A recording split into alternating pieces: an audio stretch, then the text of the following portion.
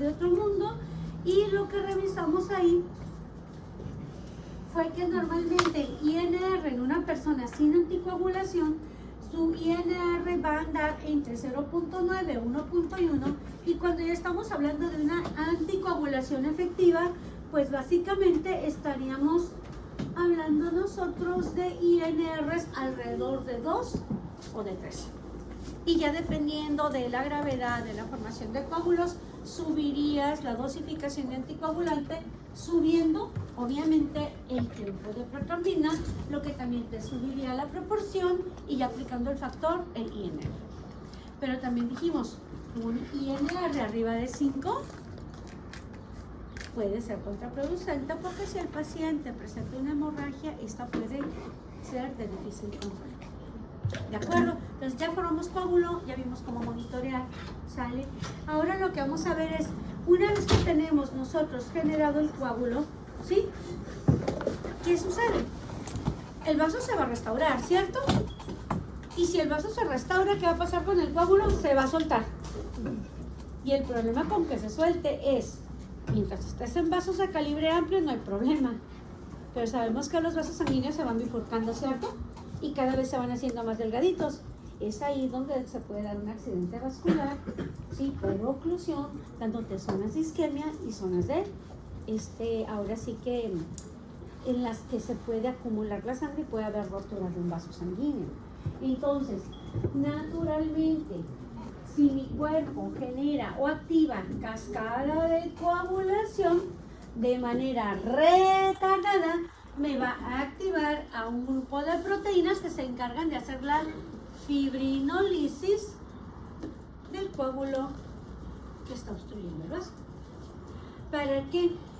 Si nosotros este coágulo que se generó para poder evitar una pérdida sanguínea de un vaso sanguíneo, ya una vez que se restituye el vaso, si yo lo rompo en sus fragmentos más pequeños, quito el bloqueo, y aparte esos fragmentos son solubles y pueden eliminarse vía renal.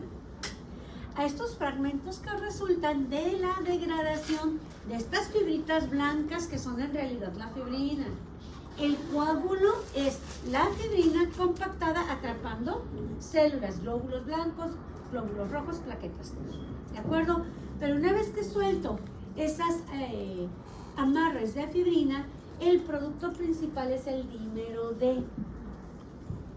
¿De acuerdo? Por lo tanto, posteriormente puede ser filtrado y ya me quité del bloqueo, va a haber la circulación normal, ¿sí? Ahora, ¿cuándo es que se va a activar la ruta de la fibrinólisis? Normalmente, ¿sí? Se activa por factores de contacto.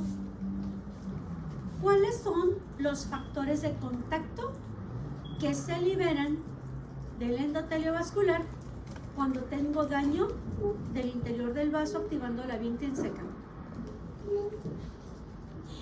Lo vimos en la clase pasada. Factores de contacto que forman parte de las células endoteliales. El factor tisular sería para activar la vía extrínseca, pero es un factor de contacto, ya lo tienes, ¿ok? El simógeno de elevado peso molecular y la precalicreína.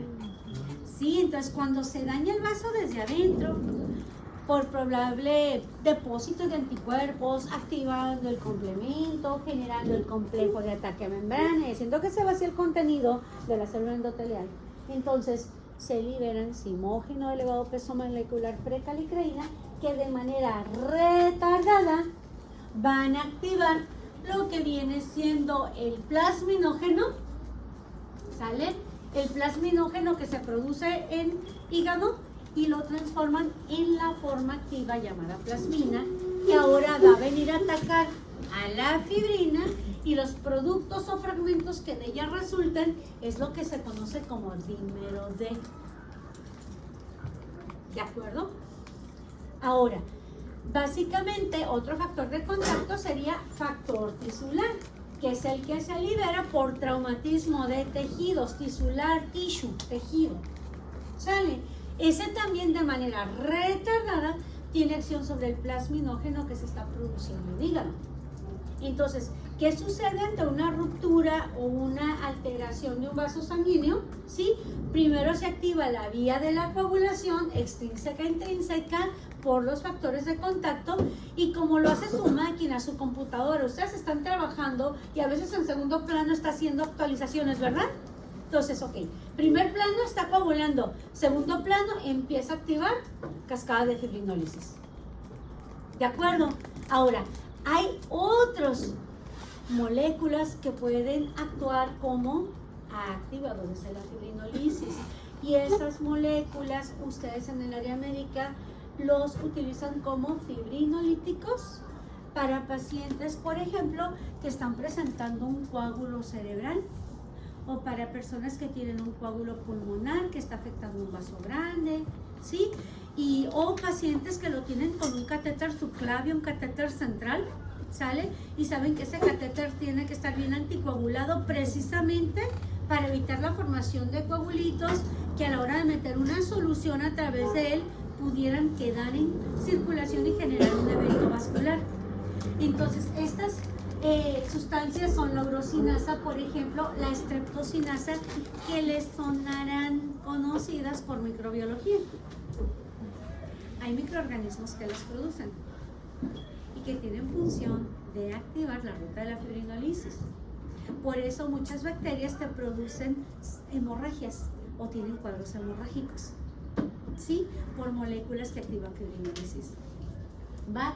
Entonces, en este caso está el activador de plasminógeno-hístico, está la urosinasa, está la streptosinasa.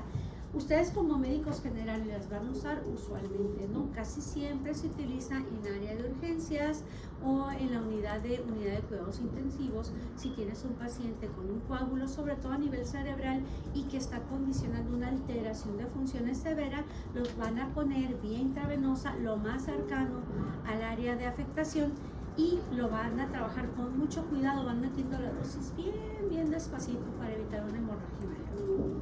¿De acuerdo? Ahora, ¿con qué pruebas de laboratorio nos podemos dar cuenta de si tenemos una función de fibrinólisis adecuada? ¿Ok? Puedo hacer una prueba de cuantificación para ver qué tanto dímero D tiene el paciente en circulación. Obviamente, en un paciente normal, ¿estamos coagulando todo el tiempo? No, ¿verdad? Por lo tanto, ¿estoy formando coágulo? Por lo tanto, ¿tengo degradación de fibrina? No. El valor del dímero D es casi nulo en una persona normal. ¿De acuerdo? Se puede hacer también tiempo de análisis de coágulo, que ya no están usados, o la cuantificación de la alfa-2 antiplasmina o del plasminógeno como tal. Porque el plasminógeno es el que se produce en hígado y está en circulación directamente. Solo cuando hay factores de contacto, este plasminógeno se transforma en plasmina. ¿De acuerdo? ¿Cuándo podemos utilizar esto? Imagina lo siguiente. ¿Recuerdan ustedes que hace unos años, cuando estuvimos en la pandemia por COVID, todo el mundo aislado, el primer serotipo del virus de COVID fue el más mortal que hubo? Ya después empezaron a aparecer variantes, pero que ya no afectaban de forma tan directa vías aéreas inferiores, sino que ya empezaron a afectar un poquito gastrointestinal, y ahora andabas vomitando y te agarraba una chorrera de rey y cosas por el estilo. ¿De acuerdo? En ese tiempo, muchas veces decían, si estás enfermo, no lleves a tu paciente al hospital porque ahí te lo van a matar. ¿Se acuerdan que salió mucho eso que decían? Sí. Ok, bueno, no es que te lo mataran. O sea, básicamente lo que teníamos ahí era una tormenta de citoquinas provocada por el virus de COVID. Y en esa tormenta de citoquinas, ¿sí? Algunas de ellas tienen la capacidad para activar lo que viene siendo coagulación sanguínea. Entonces, ante la presencia de citoquinas, se formaba mucho microcoágulo en circulación, y ese microcoágulo era el que terminaba provocando la muerte del paciente, ya sea por zonas de isquemia y derrames en cerebro, corazón, pulmón, riñón, sobre todo pulmón, cerebro, ¿sí? Corazón también. Entonces, una prueba que se utilizaba era, ok, tienes un paciente que está en mal estado, ¿sí? Quieres saber si la situación que está teniendo el paciente es por una coagulopatía. ¿Qué hacían? cuantificaban el dímero D. Y entre más alto estuviera el dímero D, peor pronóstico para tu paciente. ¿Por qué? Significaba que estaba formando mucho coágulo de fibrina y por lo tanto se estaba activando la vía de la fibrinólisis y tenías por degradación de fibrina cada vez más dímero D. Entonces, a mayor cantidad de dímero D, peor cuadro de agresividad de coagulación. ¿Sí me explico? Más coágulo formado. ¿Vale? ¿Hasta aquí vamos bien? Sí. Ahora, ¿Cómo? O sea, ¿qué dijo del dímero D? Que se ve mucho dímero D, era que se estaba es porque hay mucho coágulo ok. que se está degradando, porque el dímero D viene de la degradación de la fibrina. Entonces, en un paciente con una enfermedad de tipo coagulopatía, si tú cuantificas dímero D y este te da por encima de lo esperado, sí hay formación de coágulos que se están degradando. Pero entre más alto te dé, significa que la formación de coágulos está bien acelerada. ¿Sí me explico? Por lo tanto, pronóstico es peor que si el dímero D estuviera disminuido. Entonces el dímero D, por ejemplo, en un paciente con hemorragia que tenga problemas, o sea, tiene coagulación, pero tiene, digamos, alguna patología que degrada esa coagulación más elevada. O sea, no necesariamente tiene que ser una coagulopatía, sino puede significar que solo se degrada el coágulo mucho, muy rápido. El dímero Es D. que no tiene por qué formarse coágulo. O sea, nosotros así como estamos ahorita no tiene por qué haber formación de coágulo. ¿Sí me explico? No debe.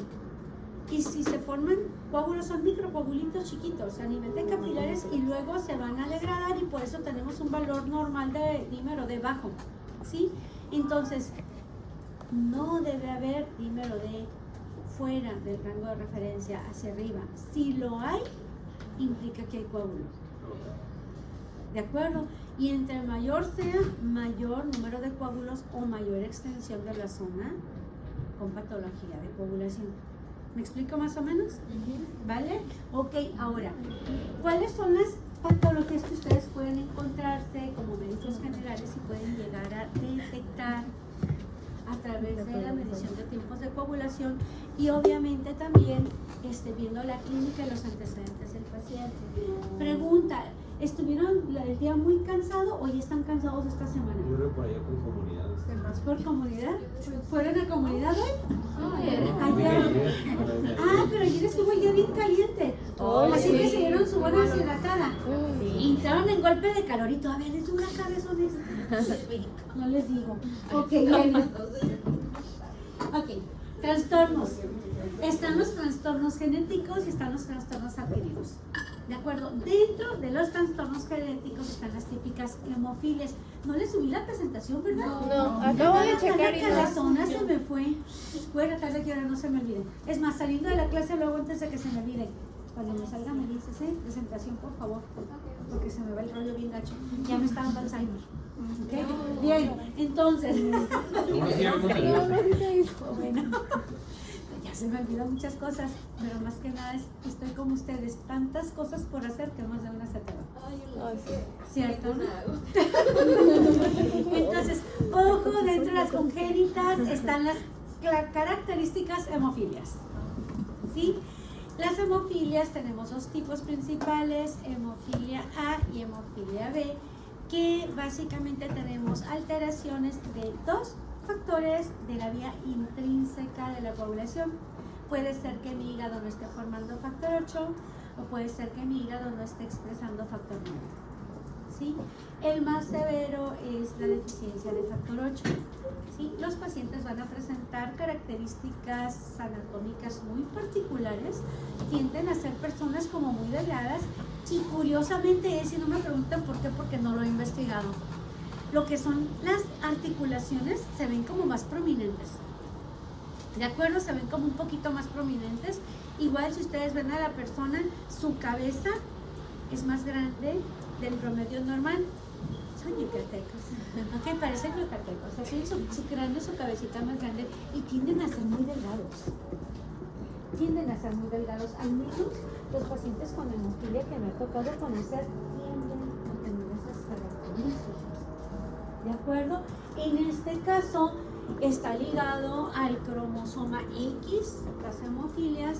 Eso significa que quien lo va a presentar con mayor frecuencia va a ser el varón. ¿Sí? Porque varones XY, si X está afectado, ya no tiene con qué hacer el paro, con qué contrarrestar. En mujer, si llegas a tener un solo cromosoma afectado, eres portadora, más no expresas la enfermedad, porque para expresar la enfermedad los dos cromosomas tienen que estar afectados. Es un cromosoma o es una patología recesiva, es decir, tiene que estar, no tiene que haber ningún gen para que se exprese, ¿de acuerdo? Entonces, en estos casos las hemorragias se llegan a presentar cuando los valores del factor 8 están por debajo de una unidad por decilitro, están casi en nada, casi cero, ¿de acuerdo? ¿Y cuál prueba va a estar alterada? ¿TP, TPT o TT? TPT, vía intrínseca, tiempo de tromboplastina parcial, porque el factor 8 actúa en la vía intrínseca. ¿Sale, Silva? Si no tengo determinado factor en esa vía es la que va a estar afectada, ¿de acuerdo? Si yo le cuantifico el tiempo de protrombina, lo espero normal o alargado. ¿Cómo? Va, tengo hemofilia tipo A. Ajá. Le hago TPT, el tiempo va a estar alargado, va a tardar más segundos en poder formar coágulo, si es que lo forma, porque como no tengo el factor 8, a ver por dónde lo pesca para seguir la cascada. ¿Sí me explico? Pero si yo le hago el tiempo de protrombina, que es clásico, o que me expresa el funcionamiento de la vía extrínseca, ¿cómo lo espero en comportamiento? ¿Normal o alargado? Normal, porque aquí no se implica el factor 8. ¿Sale? Si yo hiciera el tiempo de trombina por separado, ¿cómo lo espero? ¿Normal o alargado? ¿Normal o alargado? Tiempo de trombina, vía común. Normal, porque estoy aislando solo los factores de la común, y antes de la común, en la intrínseca, que es donde entra el factor 8. Sí que me confundo. Esta. Ok, va. TP, tiempo de protrombina, solo dos letras, la T y la P, vía extrínseca. Pero está normal ahí. TPT, tiempo de tromboplastina parcial, 3 letras, vía intrínseca. Y en la intrínseca intervienen factor 8 y factor 9. Elevado. Por lo tanto, se va a alargar o va a estar anticoagulado, dependiendo del valor de factor 8 que tengas en sangre. ¿Sí me explico? Y tiempo de trombina es la común. ¿Qué es eso? ¿Cómo se escribe?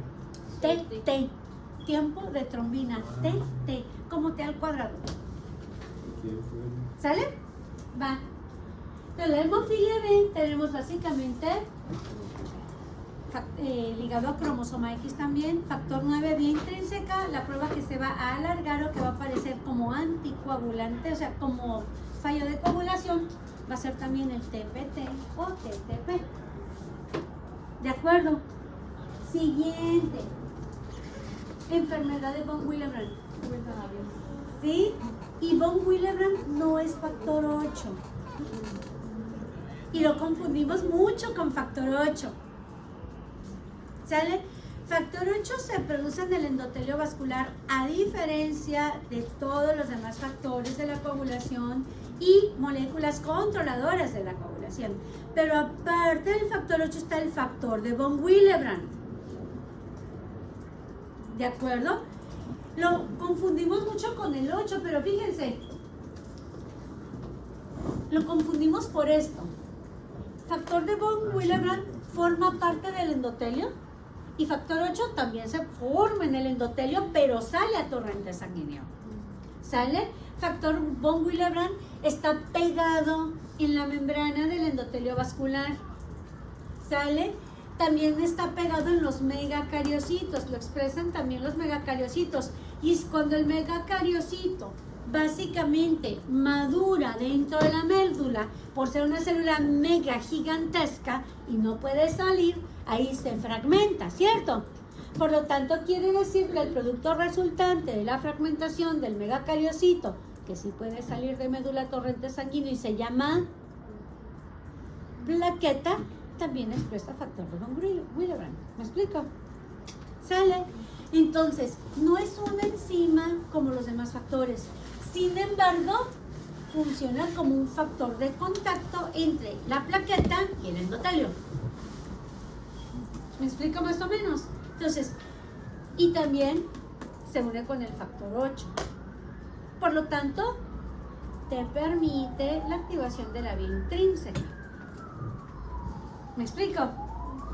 Y este se expresa mayoritariamente a nivel de mucosas y piel. Es decir, en los vasos sanguíneos que irrigan mucosas o que están irrigando la piel, es en donde se expresa mayoritariamente el factor de von Willebrand.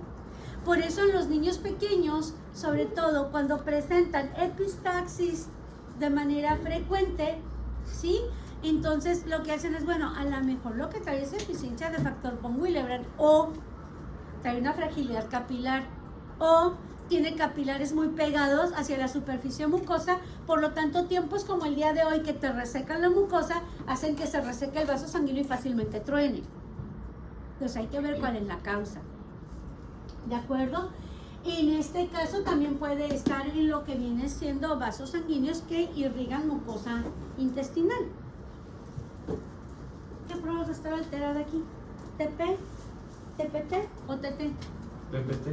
TPT, porque ahí es donde actúa quién, y sirve como punto de contacto. ¿Me explico? Ahí la llevamos. Sí. Yo sé que esto ya lo vieron en hemato y que vienen bien hachas, pero no está de más darle una repasadita. ¿De acuerdo? Ahí la llevamos. Ahora, también pueden haber de manera genética deficiencias del factor 12, deficiencias de los factores de contacto como el simógeno de elevado peso molecular y la precalicreína, aunque estas son de muy baja frecuencia poblacional. Estas son bien raras. Y ojo, el factor 2 en qué vía actúa, intrínseca, extrínseca o común, es con el que se inicia la intrínseca. Y es activado por quién? Por los factores de contacto. Por lo tanto, deficiencia congénita de alguno de estos, la prueba de laboratorio que se va a alterar es la misma que se altera por deficiencia de von Willebrand. Entonces, ¿qué prueba es? TTP de la vía intrínseca. ¿Me explico? Dijo TTP o TPT, las dos formas son correctas. ¿Sale? Es que TPT lo consideras con tiempo de protombina. Y como se comenta ahí, es raro que se llegue a presentar, porque también si se llega a presentar la deficiencia no es total, es parcial. O sea, todos los que hemos visto es PPT. Casi todo van a TPT. Es Ajá. ¿Vamos bien hasta allí? ¿Qué otra tenemos? Ahí está. Hay trastornos adquiridos de la coagulación. ¿De acuerdo? Y estos son los más comunes. Normalmente, para que las plaquetas se puedan adherir, ¿qué deben de tener presente en sus gránulos plaquetarios citoplasmáticos? Tromboxanos. ¿Sale? ¿Cómo se forma tromboxano? BioK2, BioK3. Se forma a partir de un ácido graso de tipo omega, es un omega 6 que se guarda en la membrana de fosfolípidos y se abreviara del ácido araquidónico. ¿Ok? ¿Qué enzima lo transforma? A tromboxano, la COX. Sin embargo, la COX, cuando transforma el ácido araquidónico en los diferentes tejidos, no solamente produce tromboxanos, también produce prostaglandinas. Y la mayor parte de las prostaglandinas son proinflamatorias, pocas son prostaglandinas de protección. ¿De acuerdo? Y de las prostaglandinas proinflamatorias, casi todas te inducen dolor, como dolor de cabeza, dolor muscular, dolor en alguna parte de tu cuerpo. ¿Y qué vas a utilizar para controlar el dolor? ¿Algún analgésico? No. Esteroideo, que ustedes los clasifican como AINES. ¿Y los AINES son de venta libre? Sí.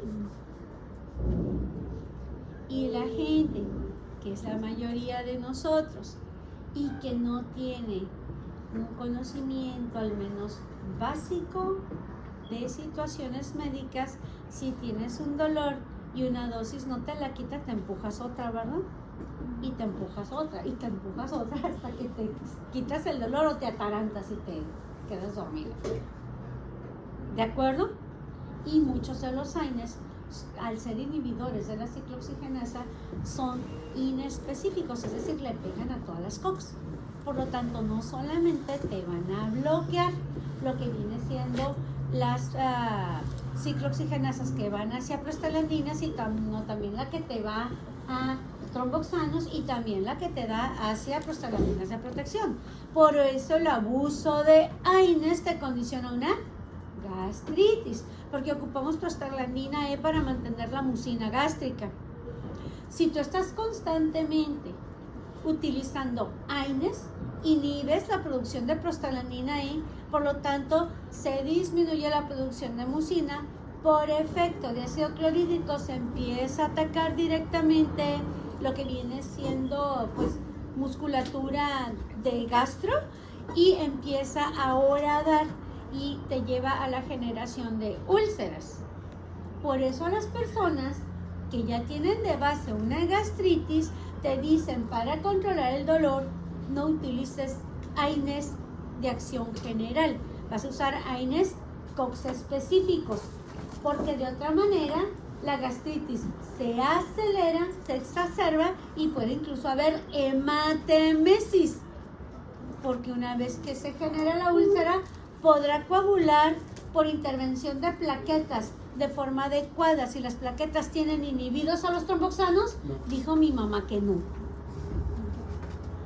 ¿De acuerdo? Y el paciente va a presentar sangrado gástrico con probable hematemesis o melena, dependiendo por dónde sale.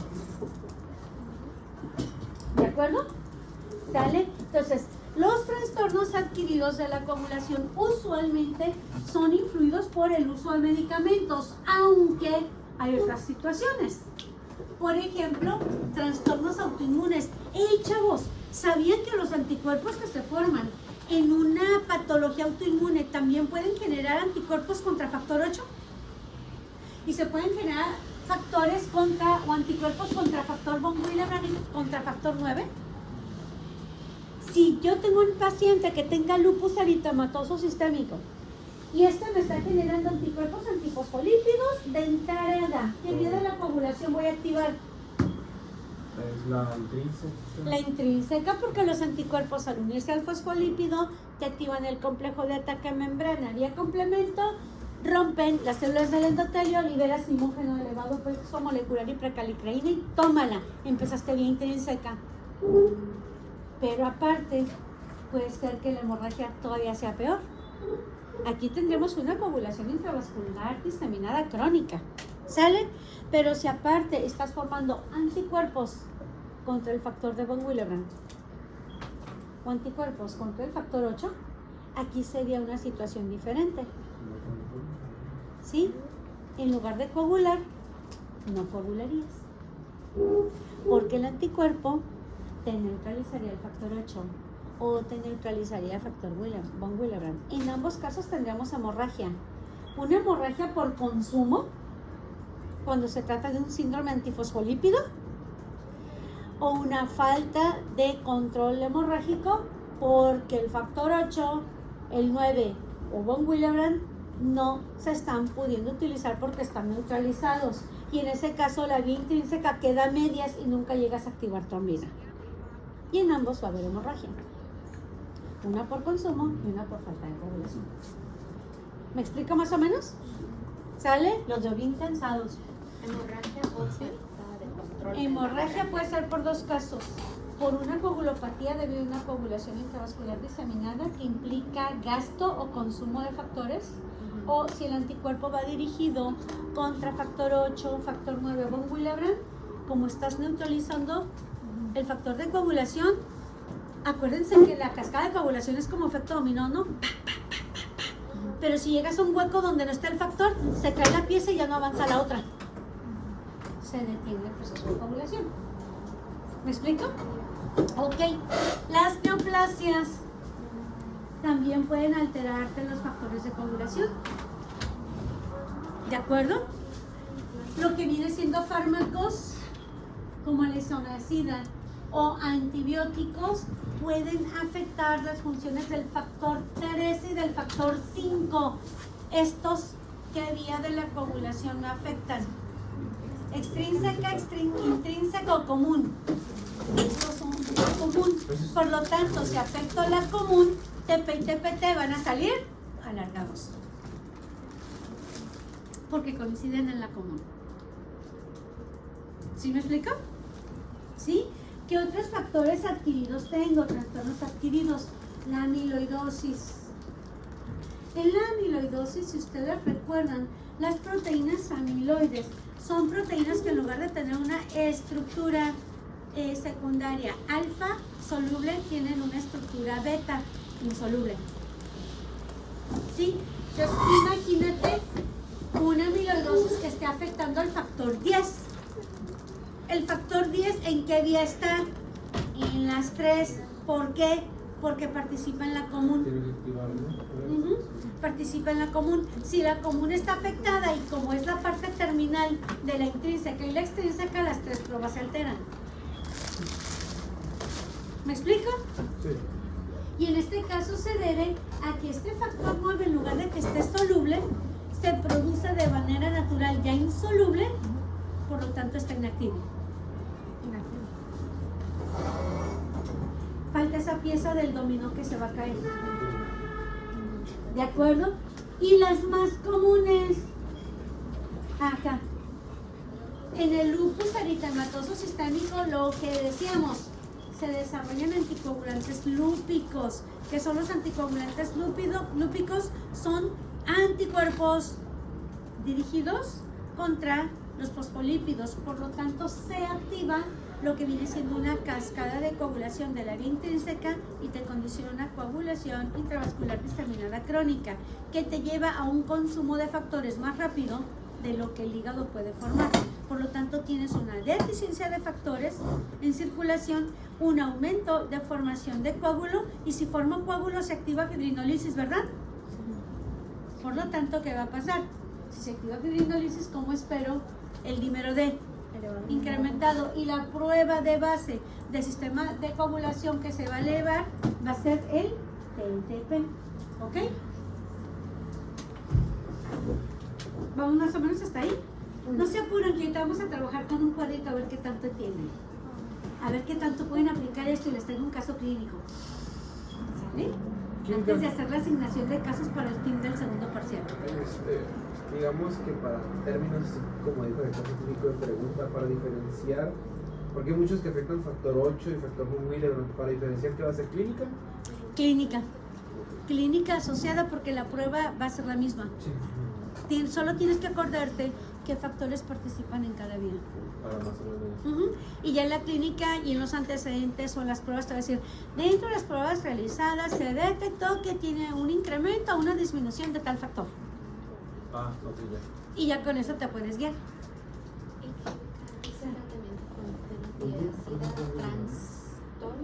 Trastorno linfoproliferativo. Porque estos usualmente te terminan afectando lo que viene siendo plaquetas. Y las plaquetas son un factor de contacto necesario en la vía intrínseca y en la vía común. Por lo tanto, si tienes pocas plaquetas, ya valió. ¿Sale? Sí. Va. Ahora, las enfermedades hepáticas también te pueden alterar las cascadas de coagulación. ¿Por qué? Porque ahí se producen. Ahí se producen. Por eso los pacientes con cirrosis hepática tienen tendencias a hemorragia. ¿Sí? Entre más se vaya afectando el hígado, menos tejido hepático funcional, menos producción de proteínas de la coagulación, están muy aisladas en el torrente sanguíneo, en lo que se encuentra una con otra para formar el coágulo, ya te pasó mucho tiempo. Los tiempos van a estar alargados. ¿De acuerdo?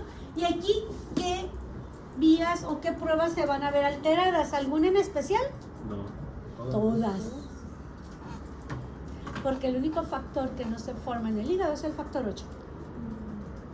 pero todo lo demás. Así que le pega todo. ¿De acuerdo? Ok. La deficiencia de vitamina K es otra. ¿Sí? Entonces, la deficiencia de vitamina K también puede afectar la producción de proteínas de la coagulación en un hígado sano. ¿Por qué creen que les insisten tanto? Que ante una terapia de antibiótico, que el antibiótico sea, ¿cómo se le dice cuando le pega todo? ¿Amplio espectro? No. De amplio espectro, gracias. Cuando es un antibiótico de amplio espectro y que vas a usarlo por 7 a 10 días, te dicen, oye, junto con el antibiótico, ve echándote tus flora simbiótica, ¿no? O acabando la terapia de antibiótico, órale, a reponer flora simbiótica. ¿Por qué? Porque es la flora simbiótica la que como renta me paga con vitamina K. Y es por eso que en pacientes con terapia de antibiótico prolongada que no tienen reposición de flora, pueden empezar a presentar equimosis y petequias. Eso lo mencionamos en la clase. ¿Sale? Okidoki. La heparina te pega tanto a tiempo de protrombina como a tiempo de trombina. ¿Sí? ¿Por qué? Te potencia la actividad de antitrombina. ¿Y la antitrombina a qué factores limita? Al factor 2 activado o trombina y al factor 10. ¿Sale? Los trastornos trombohemorrágicos de consumo, aquí es donde entran las CIDs. ¿Ok?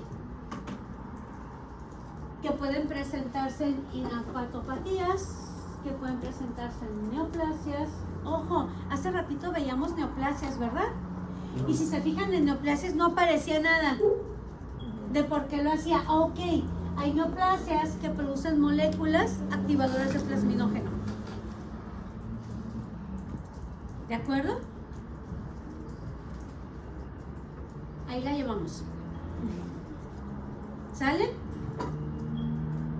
Hay también neoplasias que producen descalcificación ósea, ¿verdad?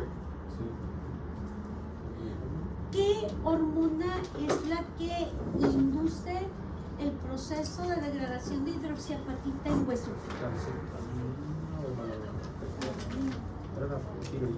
La hormona. ¿No la tiroidea? La PTH, la hormona paratiroidea. Muchos cánceres producen sustancias PTH-like. Sí, similares a la PTH, por eso muchos cánceres cursan con descalcificación ósea y fracturas de tipo secundario. Ok, la PTH, bien, la hormona paratiroidea. Ok, y aquí pues estaría todo. En un trastorno trombohemorrágico le pega a todas las vías. Porque como estás formando coágulos, te consumes plaquetas y te consumes factores. ¿De acuerdo? Y a la hora que tú le tomas muestra de sangre, la sangre del paciente está bajo en factores y bajo en plaquetas, pero rico en dímero D. ¿De acuerdo? Y ahora sí, vamos a ver si es cierto. ¿Listos, chiquillos? Hay unas caras de verdad. La carita, mira, y Bárbara está aquí. Tiene la carita de llano huevo. Acá todos tus compañeros de este lado también andan así como que ya al menos desayunaron. O andan así como medio fuera de base por el calorcito, pero pues todo junto con pegado. Eso más el examen de bases. ¿Tuvieron o van a tener? Tuvimos en la mañana. ¿A poco? ¿Sí estuvo gacho? Pues chistoso, sí. Algunas fáciles y otras que... De esas de que ya cuando ves dices tú. En química pregunta tan directo que dices, está fácil, pero después dices, como que, ajá, es tan directa que de plano si no te la sabes ya... No hay manera de No hay manera de compensarlo. Ajá, es pura memoria. Bueno, vamos a utilizar menos memoria y más relación aquí, ¿vale? Vamos a jugar con esto. ¿Listos? ¿Vamos? Va a ir en el... Este sí va a ir en el autoestudio, ¿vale? Este sí va a ir en el autoestudio. Química, el viernes seguiríamos con este tema. No, el viernes ya seguimos con otro. ¿O ya sería Y el semana? lunes haríamos un examencito. El lunes Pero el otro. de la semana, pues sí, o sea, Ah. este no se puede bonita. Ay, sí. Este no se puede, todo el mundo vamos a andar ocupados en otras cosas. Digo, día de asueto, no creo que estemos de asueto, ¿verdad? Tenemos un montón de pendientes cada uno. Yo voy a estar en mi casa atendiendo a mi pobre jardín, que pobrecito. Y haciendo la de chacha, pero ahora en mi casa, no en la de mi papá. El fin de semana voy a chachear con mi papá. Y el lunes voy a chachear en mi casa. Y total que no salgo de chacha. Ok, Bueno, entonces- dentro de ir de chacha a hacer comida sí no me desagrada, me gusta mucho hacer comida. Y si se me da, si se la come, ya es ganancia. ¿Qué tema toca el viernes? ¿Mandé? ¿Qué tema toca el viernes? El viernes vamos a empezar con tiroides. Ya empezaron con van a empezar con Sí, endocrino. andamos así como que en un problema muy yes, bien. porque endocrino, con la primera que vamos a empezar en tiroides, no va a ser con tiroides. Voy a ver el mapa general hipotálamo, hipofisiario, glándula terminal y cómo se influencian unos a otros. Y ahí se van a caer ustedes así como que... ¡ah! Porque van a poder juntar todos los ejes, a diferencia de como los ven, que ven uno por uno y no los intercalan. Pues lo primero que voy a hacer es jugar a pintarrón con un eje completo. Ya traen suficientes bases para entenderlo. Y luego lo vamos a relacionar con procesos como uso de anticonceptivos, como uso de esteroides anabólicos, como uso de hormona de crecimiento que utilizan muchas personas que hacen halterofilia o quieren aumentar masa muscular. Lo vamos a relacionar con alteraciones de tipo hipotiroidismo y con lo que viene siendo macroadenomas secretores de prolactina. Lo vamos a juntar con todo eso y se va a poner bien bonito. Ay, también lo vamos a relacionar con opioides. Se pone bien padre. Esa clase va a estar bonita. ¿Sale? El próximo viernes los quiero ver más activos. Si andan aflojerados, tráiganse sus sneakers, por favor. Acuérdense que el sneaker satisface y te da energía, porque los necesito bien pilas el próximo viernes aquí. Sale, ¿verdad, Ian? El viernes que viene, ¿qué dices? Ahorita no. Está bueno, no, aguántame el corte, ahorita lo ponemos aquí. Voy a jugar con la primera. ¿O con cuál quieren que juegue yo? ¿Cuál es la más difícil? Pues no sé, escojan una. La más difícil. Ay, no sé, Ay, yo los sí. dímeros.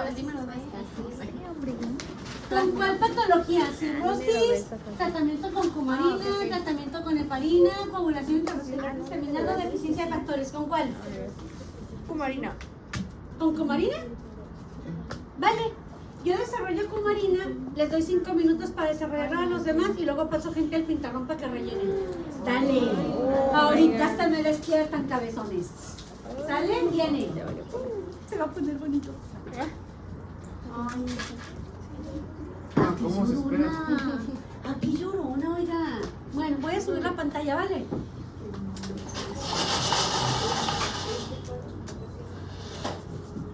Esto está bonito, les va a gustar. Van a ver que si lo entienden mejor que con pura teoría.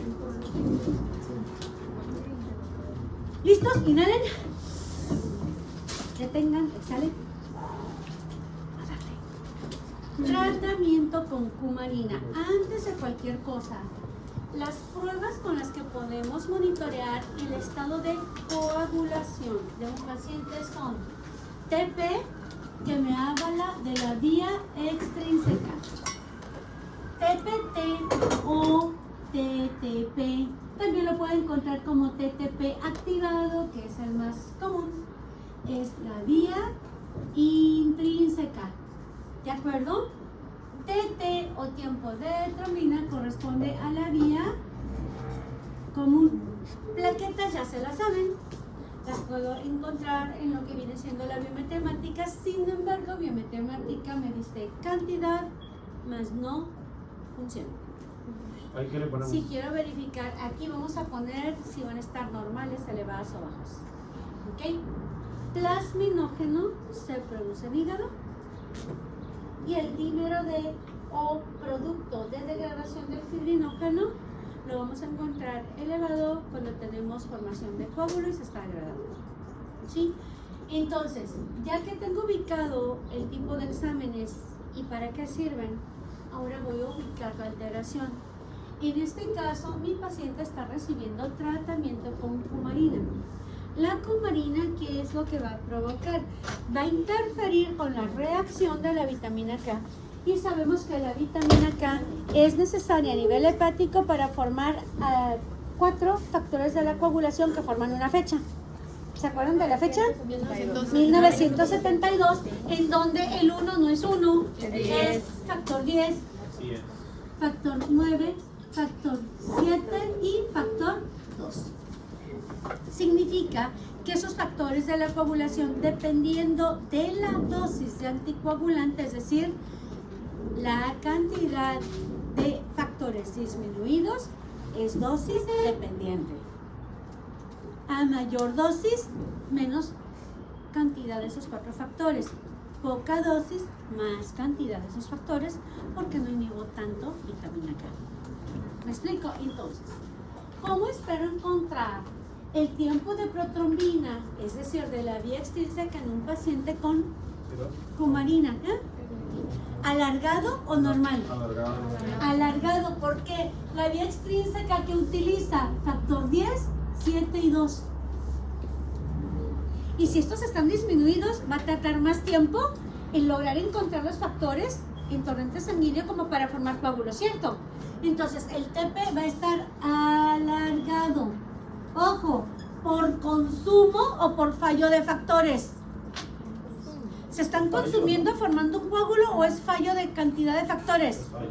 Ok, por fallo de factores o por falta de producción. ¿Me explico? El tiempo se puede alargar por 2 causas, Beckham. O porque no tienes factores y no se encuentran para formar un coágulo, o porque ya formaste coágulo de forma tan rápida que es más rápida la producción de coágulo que la formación de factores por parte del hígado. Y esas 2 cosas pueden alargarte un tiempo de coagulación. ¿Me explico? Sale. TPT, vía intrínseca. En la vía intrínseca, ¿quién influye? Factor 9, factor 10 y factor 2. Por lo tanto, el TPT también se va a encontrar alargado, ¿de acuerdo? Por falta de factores, por falta de producción. Los tengo bloqueados hasta cierto porcentaje para que mi paciente no forme coagulitos, no se me infarte a nivel cardíaco, no tengamos un infarto cerebral, pulmonar o renal. ¿Vale? Luego, tiempo de trombina. En el tiempo de trombina, ¿quién participa? Factor 10 y factor 2. Por lo tanto, también va a tardar en encontrarse los factores y también va a estar alargado. El TT también va a estar alargado.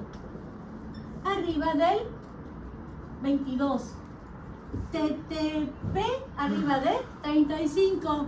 Y TP arriba de 13.5 o 15, dependiendo del rango de referencia por reactivo. Van a tardar más tiempo en formar coágulo. ¿Sale? ¿Cómo van a estar las plaquetas si no estoy formando coágulos? ¿Las estoy utilizando o las dejo en paz? Van a estar altas, ¿no? No van a estar dentro de lo normal en tu paciente porque no estoy formando coágulo. ¿Sí me explico? Las plaquetas, yo espero normales, ¿va? Sí, por no formar coágulo.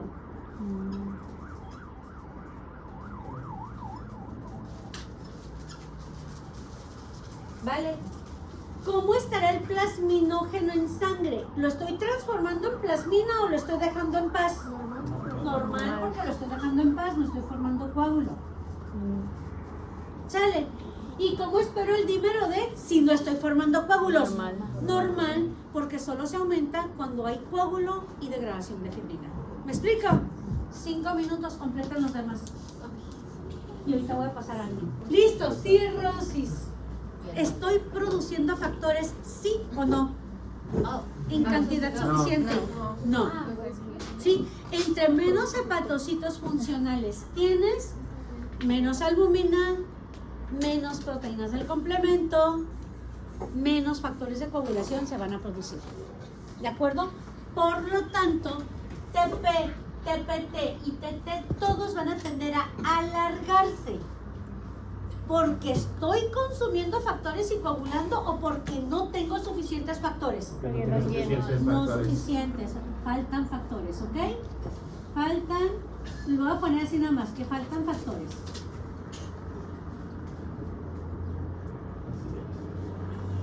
Ian, ¿por qué pusiste que las plaquetas van a estar bajas? Por lo de porque hay una trombocitopenia. ¿Pero por qué, mi amor? Porque ante una cirrosis hay una trombocitopenia. La respuesta es correcta, pero ya sabes que soy bien ojete, me gusta saber el por qué. A ver. Yo tengo un tipo que es disminución de trombopoietina. Exactamente. La hormona trombopoietina, el principal órgano que la produce es el hígado. ¿De acuerdo? Pues ante una insuficiencia hepática, así como disminuye el albúmina, disminuyen factores de coagulación, disminuyen proteínas del complemento y otras moléculas, también disminuye la producción de trombopoietina. Es por eso que en un paciente con cirrosis hepática avanzada vienen sangrados, vienen infecciones recurrentes, ¿sí? Viene ascitis, anasarca, ¿sale? Y petequias y equimosis, ¿sale? Todo junto. Entonces plaquetas bajas, ojo, por consumo o por falta. Por falta de síntesis. Ok, entonces falta. En este caso será falta de producción. ¿De acuerdo? El plasminógeno, ¿cómo va a estar? Disminuido porque también se produce en hígado. Ok, ¿sí? Disminuido por falta de producción. Ahora, ¿están de acuerdo que el dímero D va a estar elevado? ¿Por qué? A ver, ¿tengo factores de coagulación suficientes como para que formen coágulo? ¿De dónde viene el dímero D? De la degradación del coágulo. Entonces, si no estoy formando coágulos, no estoy degradando fibrina. Pues sería normal, ¿no? Y si no degrado fibrina, no aparece dímero D. Pero se queda como estancado por eso. Va. Imagínate que este es un coágulo de fibrina. Sale. Cuando la plasmina actúa sobre él, lo divide en pequeñas moléculas. Y cada molécula de estas es dímero D.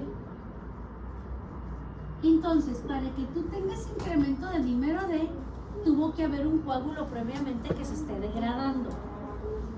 ¿Sí? Pero si tú no tienes coágulo, dime de dónde vas a sacar el dímero D. Pues no se pudo haber, No se puede. o sea, pero no pudo haber hecho como una coagulación antes de y que esos que ya se habían Bueno, hecho. pero aquí hay que ver la condición previa, mami. ¿Cuál es la condición? Cirrosis avanzada. Y quiere decir que de entrada los factores de coagulación están bien diluidos, bien escasos. Para que se forme el coágulo va a ser un cohete. Por eso los tiempos están alargados. Porque para que se haga el efecto dominó, tendrían que estar en mayor concentración para encontrarse rápido. Y que un factor active al otro, y una vez activado active al otro, hasta que activas trombina que actúa sobre el fibrinógeno para formar fibrina. En este caso, tienes los factores de coagulación bien aislados porque son bien poquitos. Difícilmente se van a encontrar para formar un coágulo. Por eso es que los tiempos de coagulación están alargados, si es que coagulas. Eso quiere decir que tu oportunidad para formar coágulo es alta o es baja. Muy baja. Entonces, se podría elevar, pero ya que se pone cirrosis más prolongada. No, entre más se prolonga la cirrosis, menos factores, menos posibilidad de formación de coágulo, menos dímero D. Entonces, ¿cuándo va a estar elevado? Cuando hay formación de coágulo. El dímero D es el producto de la degradación de un coágulo. Mientras no haya formación de coágulo, el dímero D se mantiene normal. Y no sería Normal porque es tan baja el valor que es de 0 a 0.15. ¿Sí me explico? ¿Entendemos ese razonamiento? ¿Vale? Ok.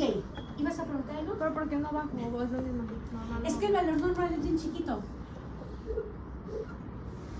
No lo vas a encontrar como -1. Por eso te lo manejo como normal. Si tú tuvieras un rango a lo mejor 0.05 a 0.15, ahí sí. Pero ojo, esto es dímero D. Igual, si tú tuvieras un fallo de lo que viene siendo hígado bien canijo, nunca tendrías plasminógeno. Y si no hay plasminógeno, no hay fibrina. No hay ¿cómo se llama? No hay plasmina. Y si no hay plasmina, pues tampoco degradas coágulo, por lo tanto estaría dentro de lo normal. ¿Sí me explico? Vean cómo va un factor sobre otro.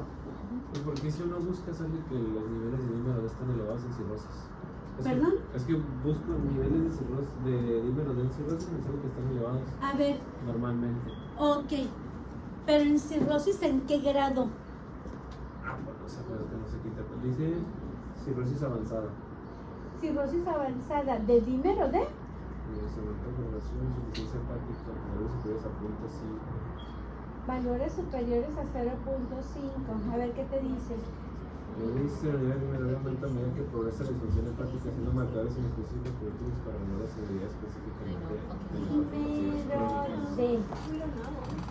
Busca, ahorita que dice el dímero D, busca en insuficiencia hepática. Ojo, no en enfermedad hepática, ¿ok? Porque enfermedad hepática puede estar hablando de una condición viral. Busca insuficiencia hepática y cantidad de dímero D. Porque una cirrosis ya es una insuficiencia. ¿Es lo mismo? Elevado. Yo tenía también que estaba elevado, pero por la inflamación. O sea, que había sistémica, pero que no era como algo que era como de... Camila, ¿va a haber INVE mañana? Que no Va a haber era un marcador de... Mira, fíjate. Vamos a ver. Ay, ¿puedo? Sí, claro que sí. No.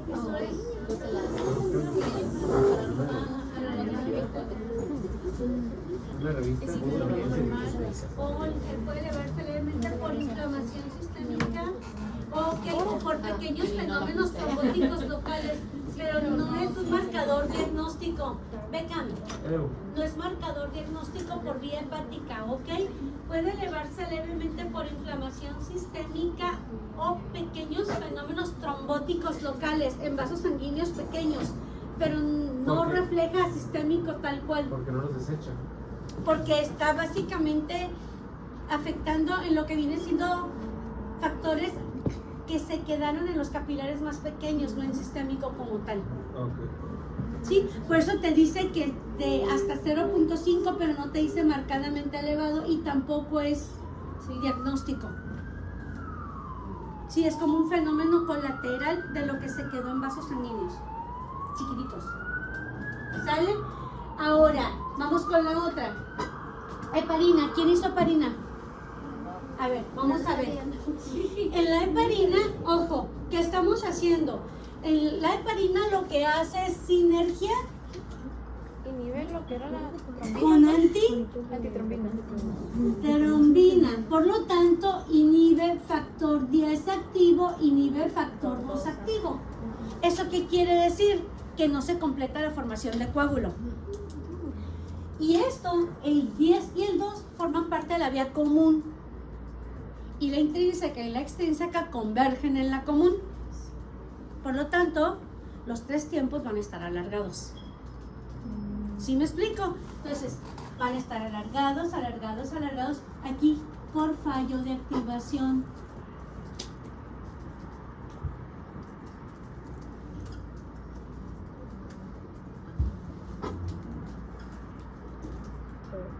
¿Sí? Plaquetas. Me pones que las plaquetas van a estar bajas, mija. ¿Por qué? No sé, eso no sé. No Ok. lo tenía bien. Si estoy cancelando la formación de coágulo utilizando un anticoagulante, ¿estaré gastando plaquetas formando un coágulo? No. Si lo analizas así, Sí. fíjate, ojo, Sí, las está gastando, pero las ¿por está, qué? pues está coagulando. ¿Estás coagulando? Está coagulando. Va, fíjense, tranquis, inhalen. A veces esto nos confunde un poquito, ¿ok? Tiene los factores, el hígado los está formando, Sí, cualquiera de nosotros estamos en esa situación. Pero si yo ahorita llego y te digo, ¿sabes qué? Permíteme ponerte un shot de heparina intravenoso. Y a los 5 minutos, 10 minutos se tomó una muestra de sangre, tus 3 días de la coagulación van a estar alargadas. ¿Por qué? Porque acabo de activar a la antitrombina de forma rápida. Y la antitrombina bloquea al factor 10 y al 2, que aunque los tienes en torrente sanguíneo ya no los deja actuar, los inhibe.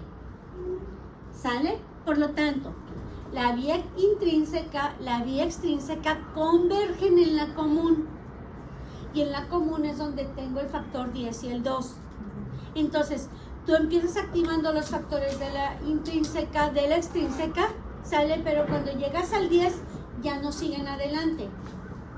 Hubo realmente un consumo de plaquetas ahí para formar coágulo que quedaran atrapadas o no. No estás formando coágulo, por lo tanto no hay consumo de plaqueta. Se consume plaqueta cuando formas coágulo. ¿Me explico? Entonces, en este caso, las plaquetas van a estar normales. ¿Sale, Angelita? ¿Ya vimos por qué? Por eso quería que lo hiciéramos. Y por eso no lo quería hacer yo ni que ustedes me estuvieran cantando. Dije, voy a pasar gente y vamos a ver luego en dónde nos vamos haciendo el clic. ¿Va? Ok. Plasminógeno. ¿La heparina influye con la producción de plasminógeno? No. Entonces está normal, le quitamos el bajo. ¿De acuerdo? Porque no influye ahí. ¿Estoy formando coágulo? No, porque estoy anticoagulado. Por lo tanto, si no estoy formando coágulo, no tiene por qué haber degradación de algo que no exista. Por lo tanto, el dímero D lo manejo dentro de lo normal. ¿Me explico? Arriba se refiere a que va a estar Alargado. Por eso le pongo aquí, voy a ponerle así, alargado, ¿ok? ¿Está haciendo calor? Sí se siente. ¿Sí? Es que el aire está tan... Coagulación intravascular diseminada. ¿Listos? ¿Quién hizo coagulación? Seidel. Vale. Aquí. Ojo. Coagulación dentro de los vasos sanguíneos diseminada por todo el cuerpo. ¿Estás formando coágulos, sí o no? Sí. Por lo tanto, estás consumiendo factores. Si fuera una coagulación intravascular diseminada aguda, todos tus tiempos estarían notoriamente alargados o no coagulables. ¿Sí me explico? ¿Por qué? Porque así como el hígado está formando los factores de coagulación, inmediatamente se están activando por los factores de contacto, formas coágulo. Y si estás formando coágulo, estás formando poquito, mucho coágulo. Coagulación intravascular diseminada, mucho coágulo. Por lo tanto, al haberse liberado factores de contacto y activarse las vías, ahora también de forma secundaria o en backup se está activando la ruta de la fibrinolisis. Por lo tanto, esos coágulos que estás formando ahora son sujetos de la plasmina y se están transformando en dímero D. Por lo tanto, alargado por consumo. Aquí cambió la pichada, ¿se fijan? Acá era porque no se producían. Y aquí es por consumo. Alargado por consumo. Alargado por consumo. Si yo estoy activando la vía de la coagulación, ocupo plaquetas para activar, formo coágulo, también quedan atrapadas en el coágulo, disminuido. ¿De acuerdo? El plasminógeno que yo tengo ya no es plasminógeno, ha sido activado por los factores de contacto y ahora es plasmina. Por lo tanto, el plasminógeno también va a estar bajo. Y al tener plasmina y estar atacando a la fibrina, la voy a degradar formando dímero D, por lo tanto se eleva. Bien hecho. Ya la agarró. ¿Ok? ¿Sí cayó esta parte? Va. ¿Quién hizo este? El último. Va. Ángel. Ok. Deficiencia de factor 8 o 9. Ya la habíamos visto. ¿Verdad? No es cierto. Estuvo bien. Te iba a decir, ya no te toca tan difícil, no es cierto. Si lo revolvemos con toda la clase, luego resulta que ya no supimos ni por dónde. Ok, vale. ¿En qué vía de la coagulación participa el factor 8 o factor 9? En la vía intrínseca. Por lo tanto, la extrínseca normal, 8 y 9 no tiene nada que ver en la extrínseca. Sí, la intrínseca alargado, perfecto, TPT alargado. Si yo mido la común muy separada de las otras, ahí no entran ni factor 8 ni factor 9, entran factor 10, 2, 1. ¿Sale? Por lo tanto, normal. Plaquetas. Las plaquetas participan en la vía intrínseca, sí. Por lo tanto, las plaquetas, que aquí nos fuimos así, vean nada más, no hombre, si andábamos jugando a la montaña rusa, ¿verdad? Ok, las plaquetas en este caso pueden estar normales o tendiente a disminuir, porque sí participan en la cascada de la coagulación de la vía intrínseca. ¿Salen? Entonces miento, van a estar normales porque no le estoy activando, ya me estaba yendo por la tangente, discúlpame, me viste muy feo, dije, no, ya le estoy regando, ¿ok? Entonces, están alargados, lo que es el tiempo de tromboplastina parcial, quiere decir que no estoy usando plaquetas aquí, y es la vía que más plaquetas usa. Sí, están bien, perdón, me resbalé, ok, plaquetas están bien. Plasminógeno.